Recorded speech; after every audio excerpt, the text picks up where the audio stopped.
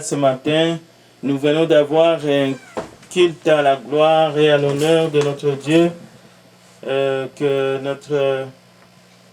message nous a été apporté par notre bien-aimé frère Jean Panel Seus. Chers frères, je suis heureux parce que le thème que nous allons aborder, c'est notre sujet c'est notre espérance, notre grande espérance, notre joie en ces premiers jours de la semaine. La question avait été posée sur les réseaux sociaux. Et si vous n'avez pas eu le temps de rencontrer cette question, mais moi, j'aimerais apporter ma pierre, même si j'ai beaucoup de respect envers le frère, parce que c'est un frère d'abord. Je l'appelle frère, étant donné que nous sommes tous nés, nous avons tous le même créateur, nous sommes tous des créatures de Dieu. Et dans ce sens-là, je l'appelle frère. Je l'appelle frère aussi parce que nous sommes sortis, Dieu a voulu que nous puissions sortir tous du même coin, même si nous n'avons pas la même mère biologique, mais je les considère quand même comme mon frère, mais pas plus que cela. La raison de cette introduction, c'est pour dire que nous pouvons avoir un peu du respect envers ceux-là qui n'ont pas le respect envers celui qui vit et qui règne d'éternité en éternité. Alors, comme nous l'avons annoncé, la question est simple. Ce n'est pas moi qui l'a posée, mais cette question a été posée à chacun d'entre nous. Et Jésus la pose aussi à toute personne qui fait la démarche de la foi. Jésus-Christ est-il Dieu? Pour le respect de ce frère qui a posé cette question, il a pris l'illustration du baptême de Jésus-Christ par Jean-Baptiste. Il a dit, si Jean, alors qu'il a baptisé Jésus, et qu'une voix se fit entendre du haut des cieux, la voix du Père qui disait, celui-ci est mon fils bien-aimé en qui j'ai mis toute mon affection, et il a conclu, cela signifie que Jésus-Christ n'est pas Dieu. Il admet que Jésus-Christ est fils de Dieu, mais il dit, à cause de cette voix qui s'est fait entendre, Jésus-Christ n'est pas Dieu. Il est fils de Dieu, mais il n'est pas Dieu. Alors, la question que je pose directement à ces frères, c'est qu'est-ce que signifie fils de Dieu? Est-ce que fils de Dieu signifie que Jésus-Christ est l'enfant biologique du Père? Parce que vous comprenez bien le langage spirituel. Nous ne sommes pas en train d'essayer d'insinuer que Jésus-Christ, alors qu'il se faisait baptiser, il avait déclaré qu'il était lui-même le Père et qu'il était lui-même le Fils en train de se faire baptiser et qu'il reviendrait sous forme de Saint-Esprit. Non. Ici, nous ne posons pas la question, est-ce que Jésus-Christ est le Père? Écoutez bien, la question que ces frères posent est claire. Jésus-Christ est-il Dieu? Et il répond lui-même à sa question, mais de manière biaisée, que à cause de cette voix, Jésus-Christ n'est pas Dieu. Et nous disons, il faut qu'il continue à étudier la parole de Dieu, les saintes écritures, pour que Dieu lui ouvre les yeux, Dieu lui ouvre l'entendement. Eh bien, sans plus tarder, nous affirmons, les écritures à l'appui, que Jésus le Christ est bel et bien Dieu.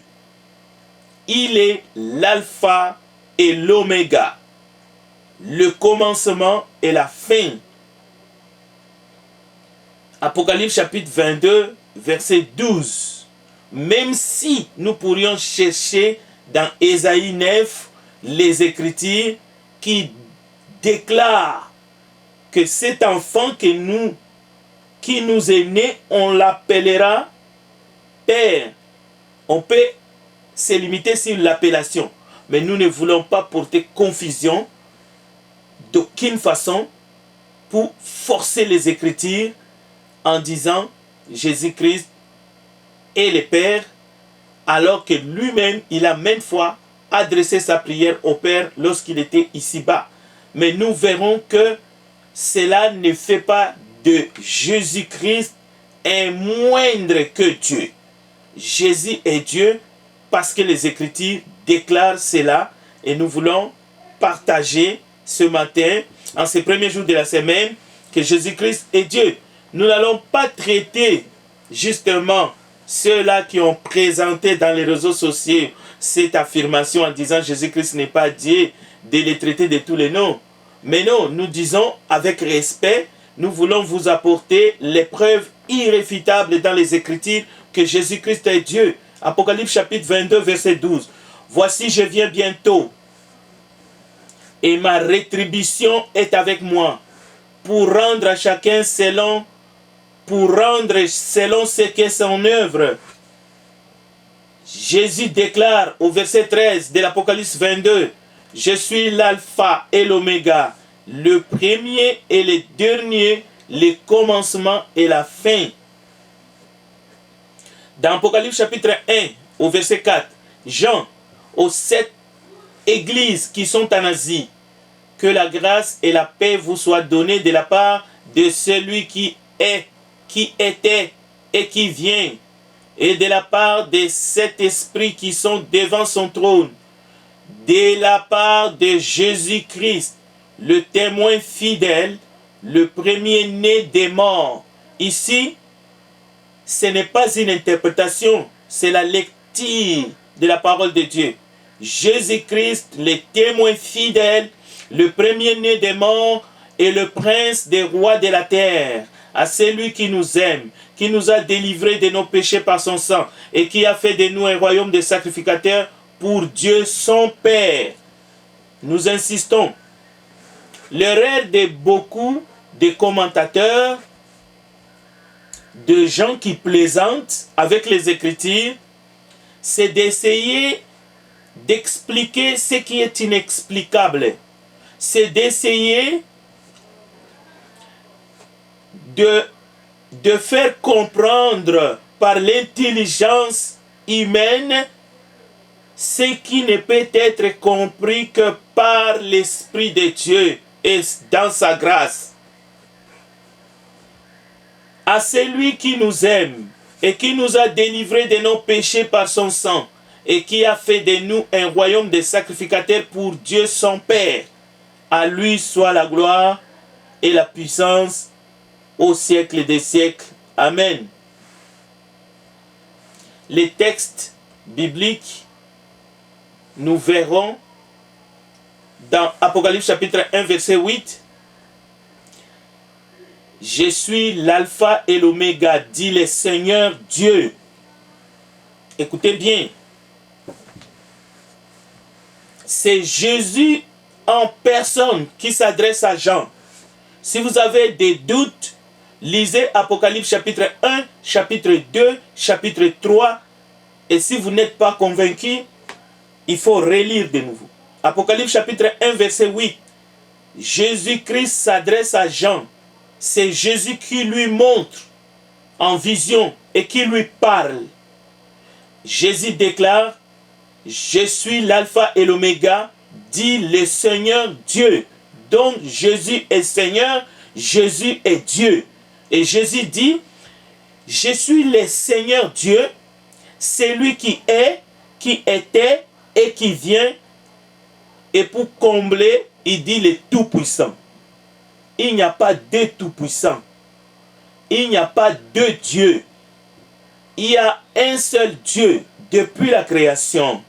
Dans la Nouvelle Alliance, l'Éternel Dieu d'Abraham, d'Isaac et de Jacob, il s'est révélé comme un seul Dieu. et en dehors de lui, il n'y a point d'autre. Et Jésus-Christ affirme, se révèle à Jean qu'il est le Seigneur Dieu, celui qui était, qui et qui vient. Celui qui est, qui était et qui vient. Le Tout-Puissant. Jésus-Christ ne commence pas son existence dans le ventre de Marie. Jésus a existé avant sa naissance. Deutéronome chapitre 32, verset 39. Dans la loi déjà. Sachez donc que c'est moi qui suis Dieu, et qu'il n'y en a point de Dieu près de moi. Je fais vivre et je fais mourir. Je blesse et je guéris. Et personne ne délivre de ma main. Si nous allons un peu, toujours dans l'ancienne, disons dans les livres des prophètes, Ésaïe 41, verset 1, ils faites silence pour m'écouter, que le peuple ranime leurs forces, qu'ils avancent et qu'ils parlent. Approchons pour plaider ensemble. Qui a suscité de l'Orient celui que le salut appelle à sa suite, qui lui a livré les nations et assujetti des rois, qui a réduit leurs glaives en poussière et leurs arcs en échaume qui s'envolent.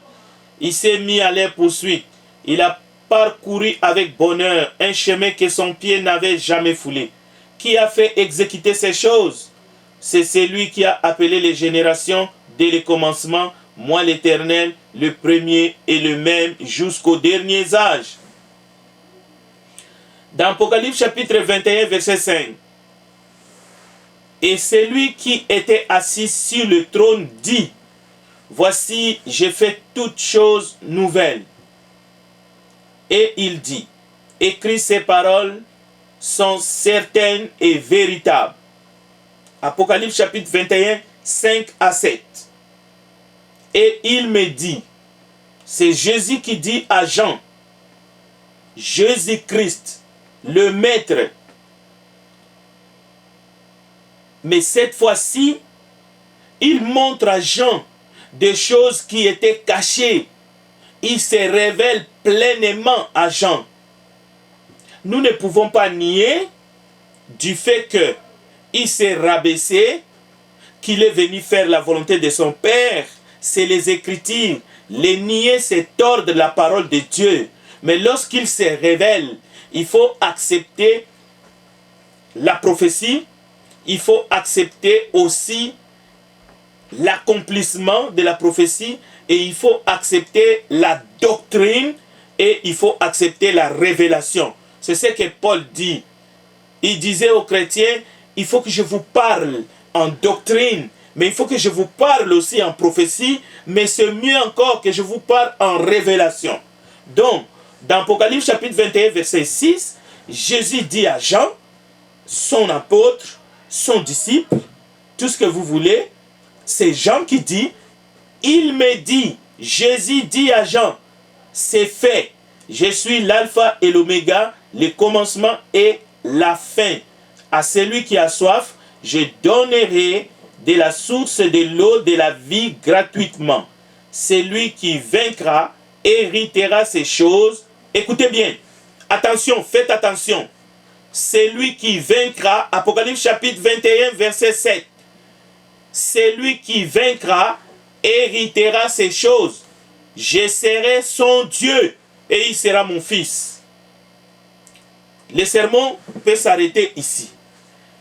Nous venons de répondre de manière fiable, écriture à l'appui, que Jésus-Christ déclare dans Apocalypse chapitre 21, verset 7, que non seulement il est l'alpha et l'oméga, ces termes grecs qu'on pourrait dire, mais on ne comprend pas qu'est-ce que ça veut dire alpha et l'oméga.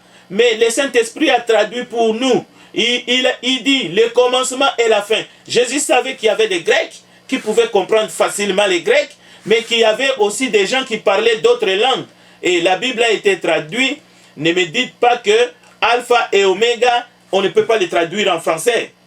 Ça, ce serait un gros mensonge. Mais le verset 7, il faut aller en grec, en hébreu, en araméen pour essayer d'aller à l'original. Jésus déclare à Jean, celui qui vaincra héritera ces choses, je serai son Dieu et il sera mon fils. Donc nous ne sommes pas seulement les frères de Jésus, nous sommes les enfants de Jésus aussi. Comme nous pouvons dire, nous sommes les enfants de Dieu. Et ce n'est pas du tout mauvais de déclarer que nous sommes les enfants du Père ou nous sommes les fils et les filles de Dieu. Où est le problème? Alpha et Oméga. Il s'est révélé lui-même. Le Seigneur se présente à Jean comme le vivant. Celui qui a été mort, mais qui est vivant et au siècle des siècles. Apocalypse chapitre 1, verset 17. Comment est-ce que ceux qui essayent de séduire les âmes pour qu'ils adorent un Dieu inconnu comme les Éphésiens peuvent changer cette écriture d'Apocalypse chapitre 1 verset 17. Qui était mort? Qui a été mis à mort et qui est vivant au siècle des siècles? À son baptême et à la transfiguration, la voix du Père désigne Jésus comme son Fils bien-aimé.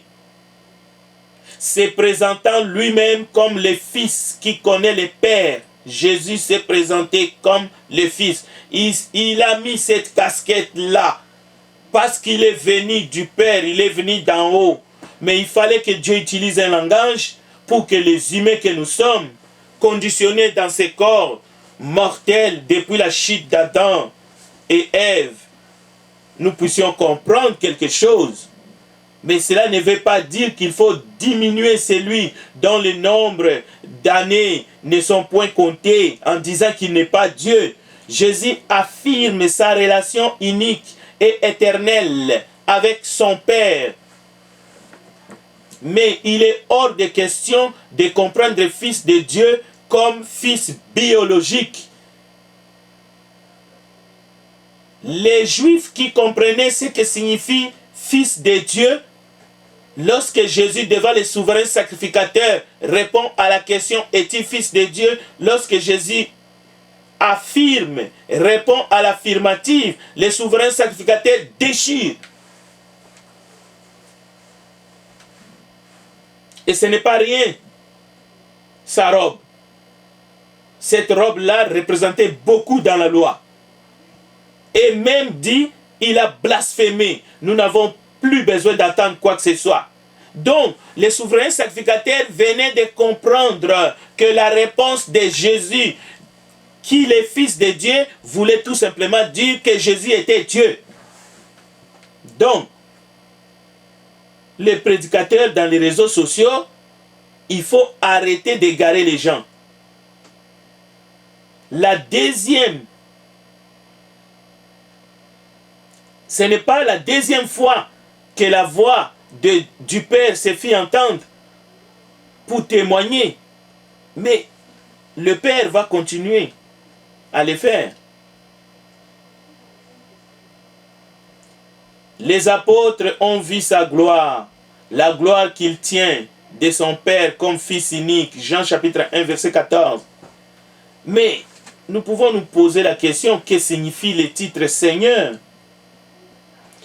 Les titres Seigneur, il ne faut pas les prendre comme nous les disons ou comme Sarah appelait Abraham, son mari, son Seigneur. Non, les titres Seigneur que Jésus porte, ce n'est pas au même titre que David à cause de sa royauté en Israël. Jésus-Christ se révèle comme Seigneur à cause de sa souveraineté, la souveraineté divine. Le pouvoir qu'il avait sur la nature, sur les démons, sur le péché. Nous allons développer qu'il avait le pouvoir de pardonner les péchés, mais aussi le pouvoir qu'il avait sur la mort.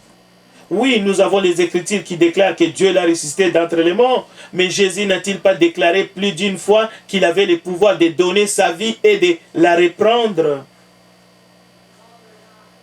Oui, la résurrection de Jésus est la preuve de sa divinité. Pas simplement qu'il a été ressuscité par son Père, mais aussi parce que lui-même, il a défié la mort. Il a dit. Les plus belles confessions chrétiennes, la foi d'une personne se démontre par ses paroles, par son admiration à l'égard de cet être divin qui est descendu des cieux jusqu'à nous. Si nous proclamons la puissance, l'honneur, la gloire que Dieu nous a montré en venant jusqu'à nous, en Jésus-Christ, Emmanuel, Dieu parmi nous, à qui le nom qui est au-dessus de tout nom est conféré, Philippiens chapitre 2, verset 9, il est le Seigneur du monde et de l'histoire, le seul auquel l'homme doit soumettre totalement sa liberté personnelle. Parce que lui, il ne va pas usurper notre volonté. Nous devons lui soumettre notre vie. Nous devons lui apporter pas seulement nos péchés, mais notre être tout entier. À Galilée, ils se sont prosternés et adoré le Seigneur Jésus-Christ, le ressuscité. À Galilée. La Galilée se trouve ici-bas sur la terre. Jésus a foulé les pieds dans ce monde. Dieu ne peut être connu en dehors de Christ. Jésus est le chemin, la vérité et la vie. Il a dit, nul ne vient au Père que par moi. Mais il a aussi dit, nul ne peut venir à moi si mon Père ne l'attire. Il y a bien des choses admirables dans ce monde. Nous admirons les mausolées des hommes qui ont marqué de leurs empreintes l'histoire de ce monde. Des millions et des millions de touristes vont à la place rouge en Russie pour observer, admirer les mausolées de Vladimir Lénine. Il y a même des touristes qui voyagent du quatre coins de la planète pour aller admirer les mausolées de Omar Bongo, l'ancien président défunt du Gabon. Plusieurs visiteurs admirent le mémorial d'Elvis Presley, le roi, entre guillemets, à Memphis. Nous avons du respect pour tous ces gens, pour ne citer que, alors qu'il y a des grands dirigeants de ce monde qui ont fait la pluie et le beau temps, et nous commémorons parfois leur mémoire. C'est le cas de l'ancien président des États-Unis qui a lutté pour l'abolition de l'esclavage en Amérique. Mes chers frères et sœurs, chaque premier jour de la semaine, in mémorial, nous sommes en train, comme Jésus lui-même a dit, de nous souvenir de la vie, de la mort, de la résurrection, jusqu'à ce qu'il revienne de Jésus-Christ, devant qui les démons tremblent, parce qu'il a dit, je suis l'alpha et l'oméga, dit le Seigneur Dieu, celui qui est, qui était et qui vient, le Tout-Puissant. Maintenant, qui es-tu, cher frère, pour déclarer devant la face du monde que Jésus-Christ n'est pas Dieu à cause de la voix qui se fit entendre le jour de son baptême? Écoutez Jésus lui-même disant dans Matthieu chapitre 11, verset 27, Jésus a dit ce qu'aucun autre homme a déjà dit dans ce monde. Il a déclaré, toutes choses m'ont été données par mon Père. Et personne ne connaît le Fils si ce n'est le Père. Personne non plus ne connaît le Père si ce n'est le Fils. Et c'est lui à qui le Fils veut les révéler.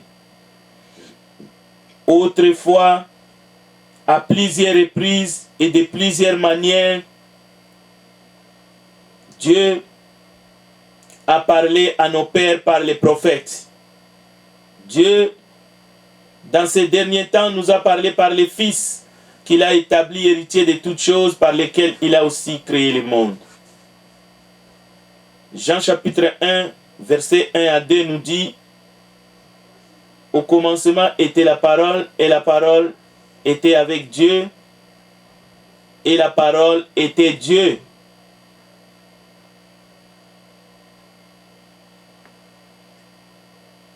Parce que vous êtes fils.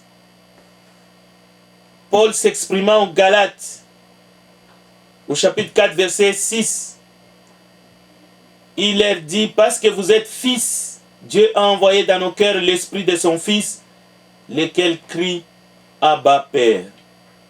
Même l'esprit qui est en nous, l'Esprit Saint, c'est l'esprit de son Fils. Et la Bible parle de l'esprit de Jésus dans Actes des Apôtres. Alors, il y a tellement de preuves comme ça.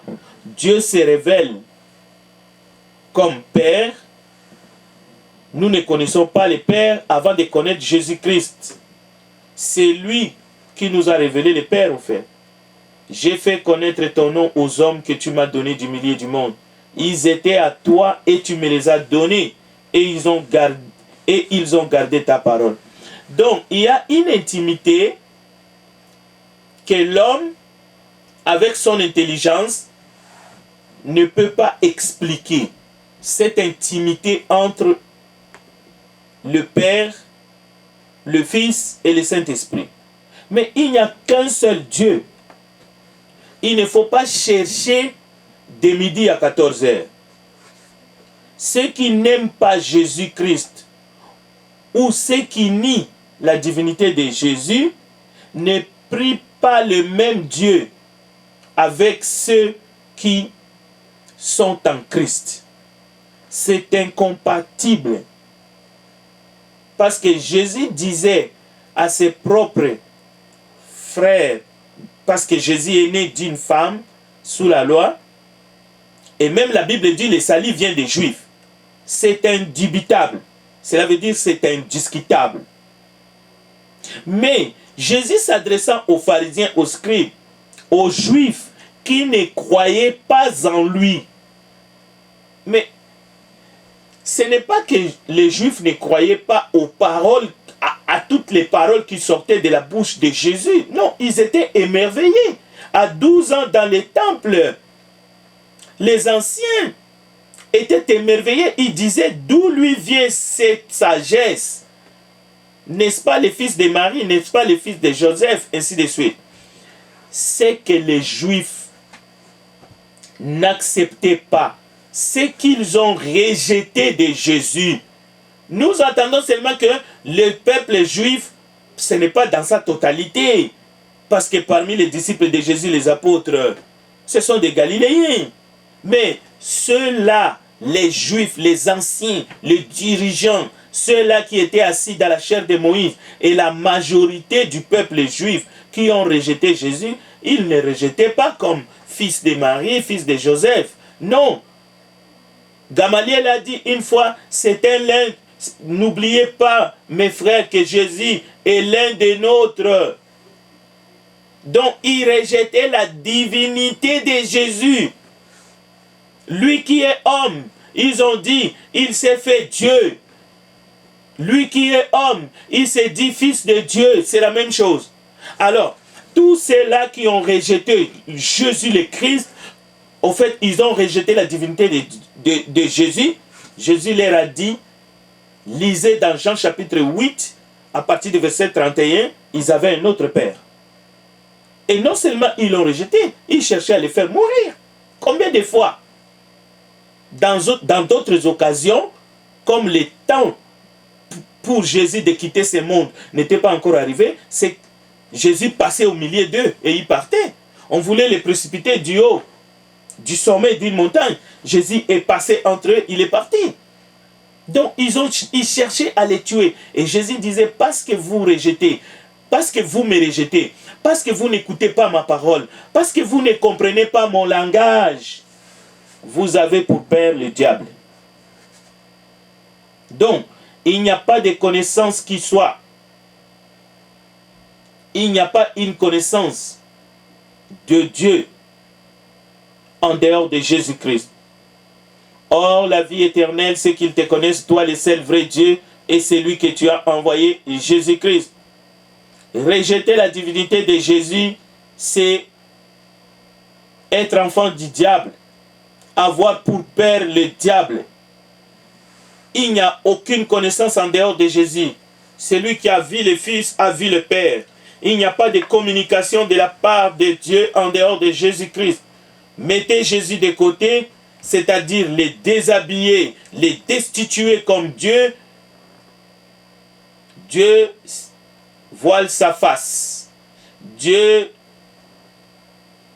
reste silencieux. Dieu n'a rien à nous dire. Si nous ne nous donnons pas à son Fils, si nous ne donnons pas toute la gloire à son Fils, il n'y a aucune gloire pour nous. C'est pour ça qu'il va revenir pour juger chacun selon ses œuvres. Plus nous honorons le Fils, plus le Père se manifeste à nous et plus nous sommes en communion avec le Père, le Fils et le Saint-Esprit. Donc, Jésus-Christ est la réponse de l'amour du Père à l'humanité. Si nous voulons bien dire, nous dirons Jésus-Christ est la réponse de l'amour de Dieu à l'humanité. Il est Dieu, lui-même en personne. Il réunit la plénitude de tout. Et nous avons vu sa gloire. La Bible dit, qui est celui qui a triomphé du monde? Ou qui est celui qui a triomphé de l'esprit du monde? Sinon celui qui croit que Jésus est le Fils de Dieu. Mais croire que Jésus est le Fils de Dieu ne peut pas signifier autre chose que Jésus-Christ est Dieu. Alors n'écoutez pas ces prétendus prédicateurs qui a balancé dans les réseaux sociaux une question et qui a donné la réponse lui-même. Mais la réponse qu'il a donnée est fausse. Cette réponse est diabolique. C'est une réponse qui est satanique. Au fait, il a ensorcelé du monde et la parole de Dieu, parce qu'elle est la vérité et la lumière du monde, c'est seulement cette parole-là qui peut vous délivrer afin que votre foi soit saine. Écoutez bien, le verset 6. C'est lui, Jésus-Christ, qui est venu avec de l'eau et du sang, non avec l'eau seulement, mais avec l'eau et avec le sang, et c'est l'Esprit qui rend témoignage. Parce que l'Esprit est la vérité, car il y en a trois qui rendent témoignage. L'Esprit, l'eau et le sang. Et les trois sont d'accord. Si nous recevons le témoignage des hommes, le témoignage de Dieu est plus grand, car le témoignage de Dieu consiste en ce qu'il a rendu témoignage à son Fils. Mais restez là, nous continuons la lecture. Celui qui croit au Fils de Dieu a ce témoignage en lui-même.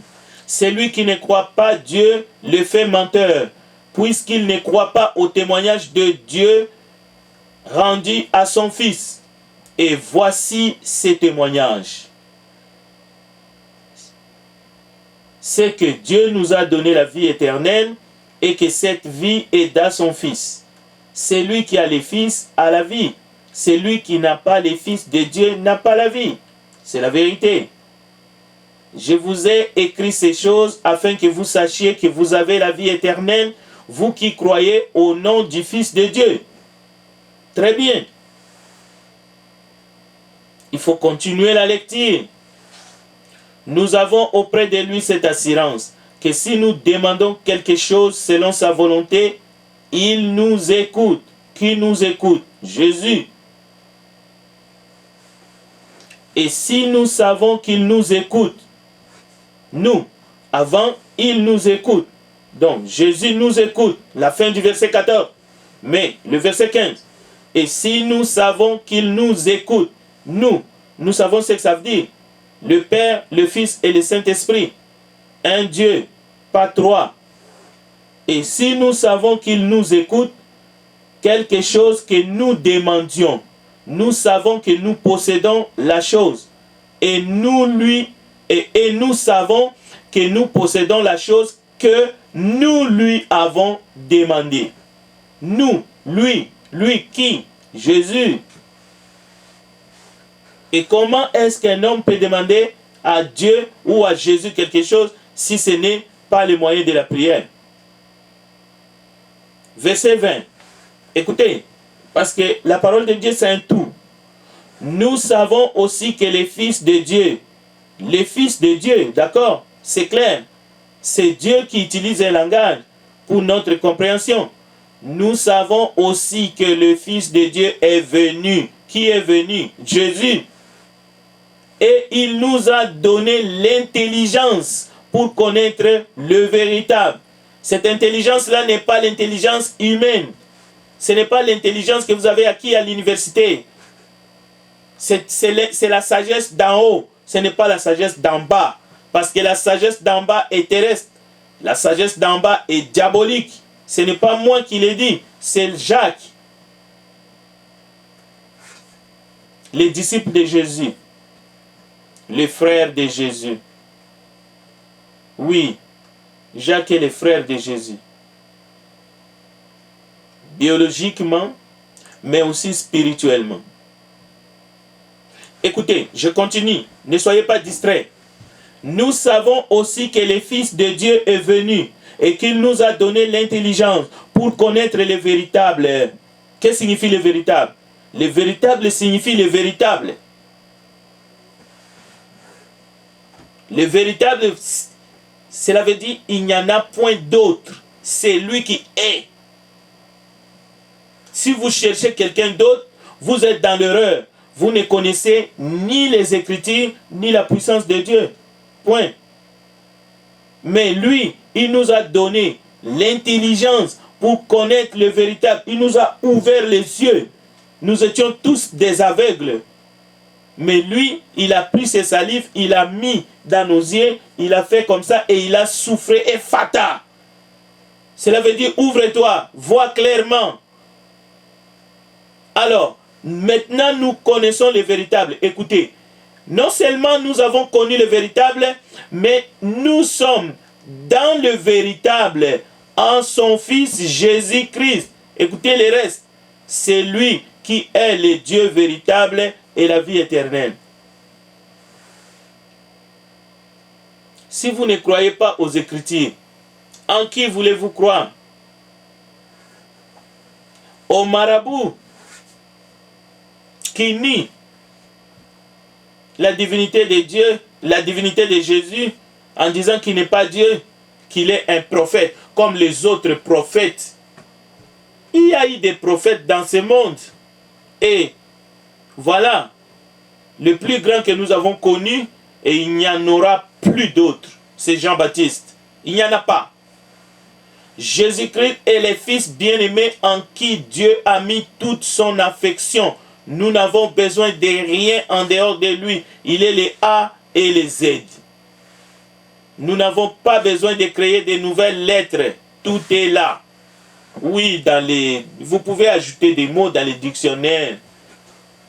Maurice Grévis. Mais dans la Bible, nous ne pouvons pas ajouter quelqu'un d'autre. Peu importe ce que nous voulons écrire, peu importe la longueur de nos phrases, la hauteur des expressions, nous pouvons répondre aux besoins des gens qui veulent apprendre une langue ou une nouvelle langue.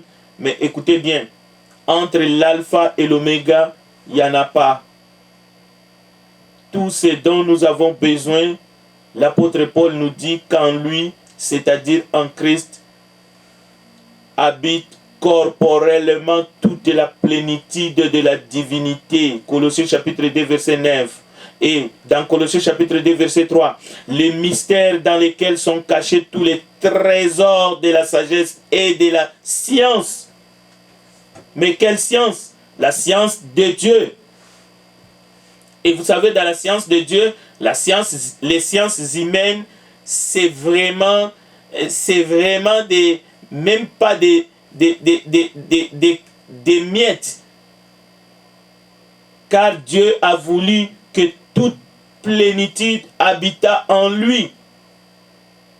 Et Philippiens 4, verset 19, et mon Dieu pourvoira à tous vos besoins selon sa richesse avec gloire en Jésus-Christ.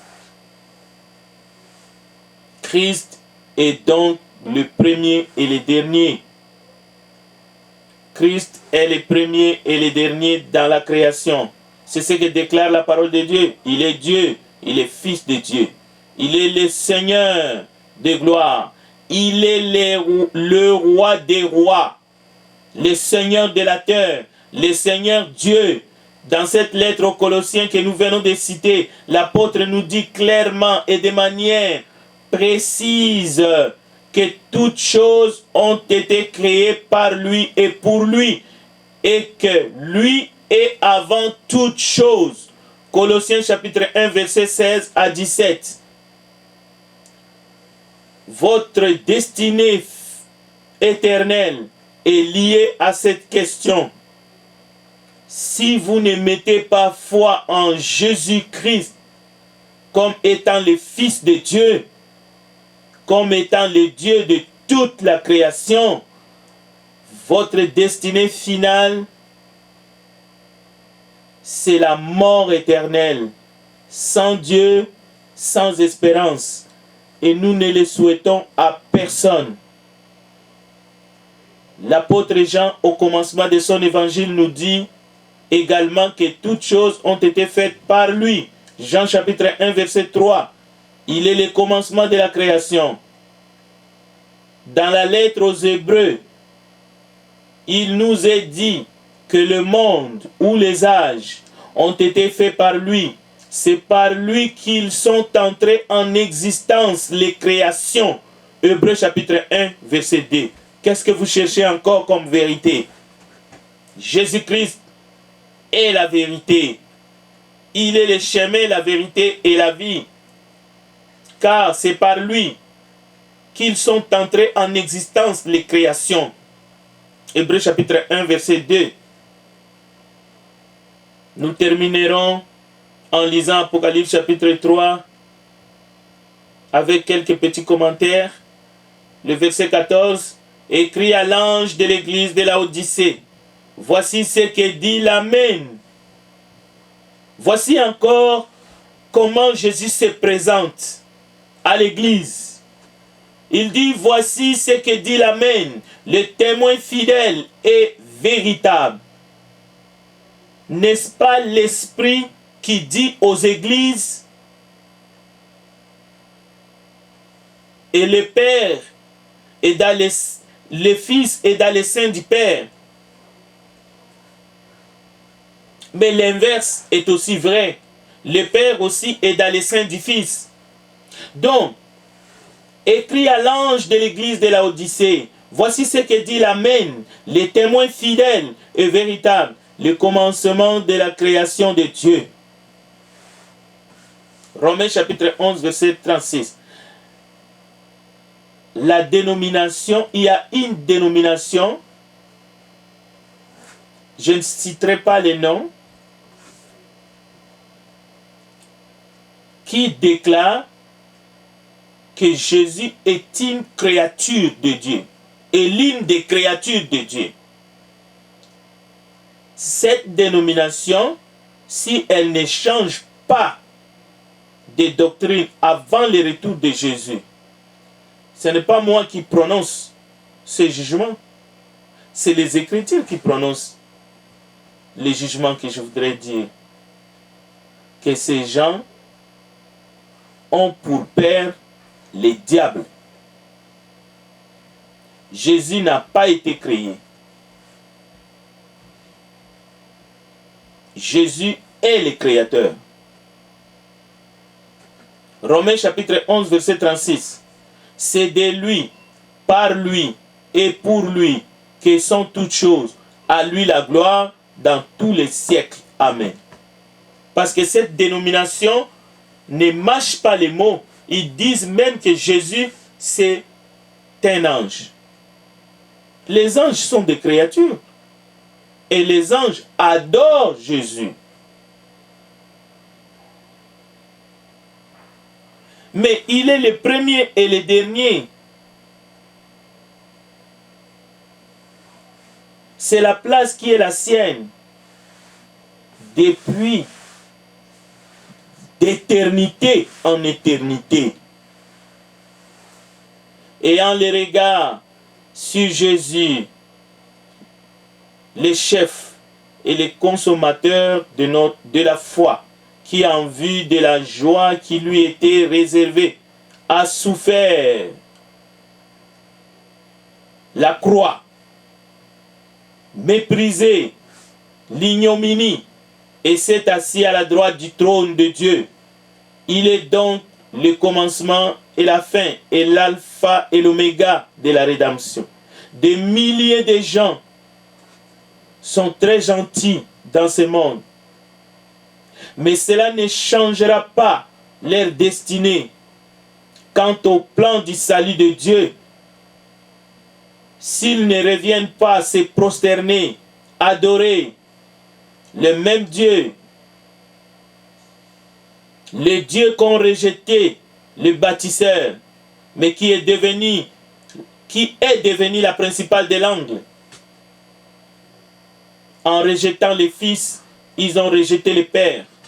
Celui qui nie les fils, c'est l'Antichrist. Celui qui reçoit les fils, reçoit le Père. Voilà les adorateurs, le vrai, que Dieu recherche, car Dieu est esprit, et il faut que ceux qui l'adorent en esprit et en vérité. Quelle richesse en ces premiers jours de la semaine. Quelle joie que nous avons en Christ. Il est notre Rédempteur. Il n'y a de salut en aucun autre, car il n'y a sous le ciel aucun autre nom qui ait été donné parmi les hommes par lesquels nous devions être sauvés. Je suis persuadé ce matin que ce que lui a commencé en vous, cette bonne œuvre, il la rendra parfaite pour les jours de Jésus-Christ. Jésus est le oui et l'amen. Et aujourd'hui,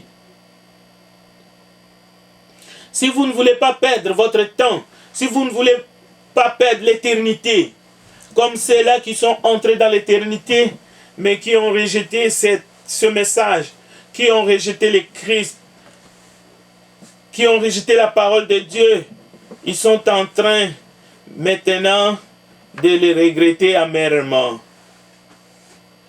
Des jours viendront où vous désirerez voir l'un des jours du Fils de l'homme et vous ne le verrez point. On vous dira, il est ici, il est là. N'y allez pas, ne courez pas après. Car comme l'éclair resplendit et brille d'une extrémité du ciel à l'autre, ainsi sera le Fils de l'homme en son jour. Il y en a qui disent encore que Jésus est déjà revenu. L'église du Dieu Tout-Puissant, entre guillemets. Mais attention avec la fausse doctrine. Dans l'évangile, Jésus a proclamé, il a mis en garde. Il a dit, comme l'éclair resplendit et brille d'une extrémité du ciel à l'autre, ainsi sera le Fils de l'homme en son jour. Mais il faut auparavant qu'il souffre beaucoup et qu'il soit rejeté par cette génération. Ça, c'est déjà accompli. Mais il y en a encore qui continuent à les rejeter d'une manière ou d'une autre. Écoutez bien, ce qui arriva du temps de Noé arrivera de même au jour du Fils de l'homme. Les hommes mangeaient, buvaient, se mariaient et mariaient leurs enfants jusqu'au jour où Noé entra dans l'arche. Le déluge vint et les fit tous périr. Ce qui arriva au temps de l'eau arrivera pareillement. Les hommes mangeaient, buvaient, achetaient, vendaient, plantaient, bâtissaient. Mais le jour où Lot sortit de Sodome, une pluie de feu et de soufre tomba du ciel et les fit tous périr. Il en sera de même les jours où le Fils de l'homme paraîtra. En ces jours-là, que celui qui sera sur le toit et qui aura ses effets dans la maison ne descende pas pour les prendre, et que celui qui sera dans les champs ne retourne pas non plus en arrière. Souvenez-vous de la femme de Lot. Celui qui cherchera à sauver sa vie la perdra, et celui qui la perdra la retrouvera. Je vous l'ai dit, en cette nuit-là, de deux personnes qui seront dans un même lit, l'une sera prise et l'autre laissée. De deux femmes qui moudront ensemble, l'une sera prise et l'autre laissée. De deux hommes qui seront dans un champ, l'un sera prise et l'autre laissé. C'est aujourd'hui le jour du salut. Et comme notre bien-aimé Jean Panel l'a bien dit ce matin, il y a un temps pour tout. Il y a le temps de l'amour de Dieu à notre égard. Il y a le temps du secours de Dieu à notre égard. Il y a le temps de la consolation divine. C'est aujourd'hui le temps du pardon, le temps du baptême au nom de Jésus-Christ pour la rémission de nos péchés. C'est le temps de nous engager dans le travail du salut des âmes. C'est le temps de l'appel du berger. Repentez-vous. Croyez au Seigneur Jésus-Christ. Il est le Fils de Dieu. Il est le Dieu vivant. Et il vous demande de confesser son nom, de vous faire baptiser pour le pardon de vos péchés. Et vous recevrez le don du Saint-Esprit. Et ce don, ce message est pour vous personnellement, pour vos enfants, en aussi grand nombre que le Seigneur les appellera. Que Dieu vous bénisse. Prions ensemble. Voici ton Créateur qui t'appelle. Vanité de vanité, tout est vanité. L'orgueil de la vie vient du monde.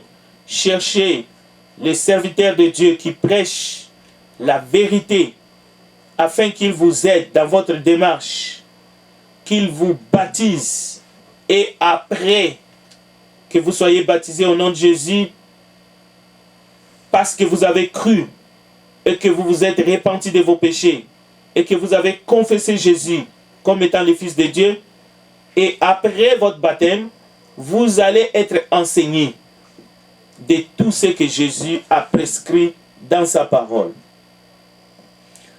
Nous te bénissons, notre Dieu, car tu es l'incomparable. Tu es le Dieu, l'unique Dieu. En dehors de toi, il n'y a point d'autre Dieu.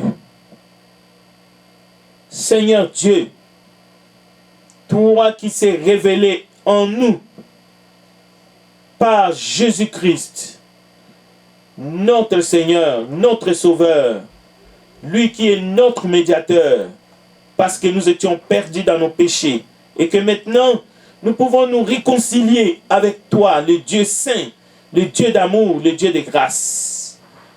Il nous a fait grâce sur grâce, mais nous voulons répondre affirmativement pour ceux qui ne l'ont pas encore fait. Aujourd'hui, c'est le jour de la grâce.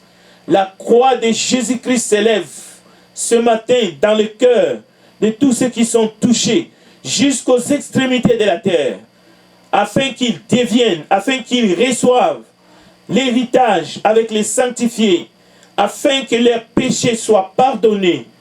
Au nom de Jésus-Christ, nous te louons ce matin, nous te glorifions, nous sanctifions ton Saint-Nom. Tes œuvres sont magnifiques. Le plan de la rédemption est devant nous et devant quiconque croit, afin qu'il puisse saisir cette grâce et mourir dans l'espérance de la vie éternelle. Ainsi, ni la mort, ni la vie, ni quoi que ce soit ne pourra plus nous arracher dans l'amour du Père. Gloire à toi, Père. Gloire à toi, Seigneur Jésus. Gloire à l'Esprit. Et gloire à tous ceux qui sont appelés juifs ou non juifs.